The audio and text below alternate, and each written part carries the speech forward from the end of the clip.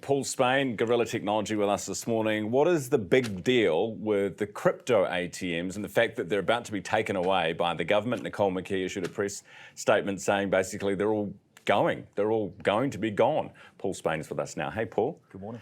So what are they, I mean, there's concerns that people use these for money laundering, for a whole bunch of illegal stuff. Do other people use them? Are they well used in New Zealand? I saw an interview with someone that had one of them in their store, and it looks like a local dairy, and they were saying they get 3 or 4 visits a day, and those people are buying other things while they're in there, so they were quite happy around having the ATM in place.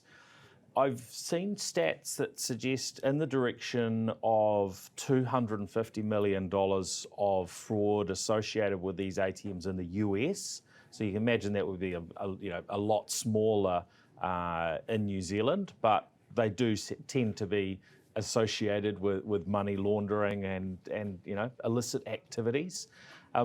I think for me the concern is if you take away those ATMs, that means people wanting to convert cash to crypto or crypto to cash are more going underground. So they're going into online forums, they're finding other people that they can sort of trade with. And we've already seen instances of those sorts of things leading to crime and people turning up maybe with their cash and coming off not so good, losing their cash and not being able to convert it to crypto. Is it so? I mean, in a dairy, 3 to 4 people a day, is this going to have a massive effect on people who are using the machines legally?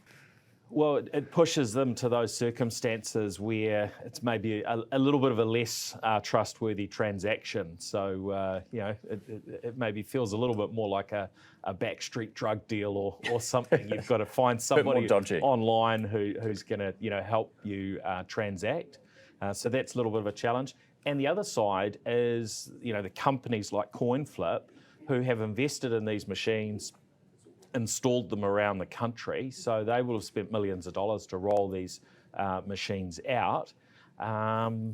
Is the government going to have to compensate them if those machines are shut down? Because it was quite legitimate and legal what they did to have those machines installed in the first place. Yeah, well, actually, Thomas Coughlan has a story in the Herald this morning about this, and he says that reporting that this might be the early influence of the Regulatory Standards Bill, where government has a law in place, business enters market, perfectly legal, company not doing anything bad, might be used for some nefarious purposes, but then government changes law, business put out of shut up shop.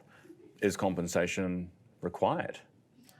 It doesn't seem fair to them, does it? Well, I guess it depends how quickly they do it. Because they've made the announcement, but we don't know when it's going to be enacted. So if it takes 12 months, 24 months to enact, then the impact is probably a lot smaller. But if it were to happen tomorrow, and maybe I don't know exactly when each machine's been installed, but this is a reasonably recent sort of phenomenon.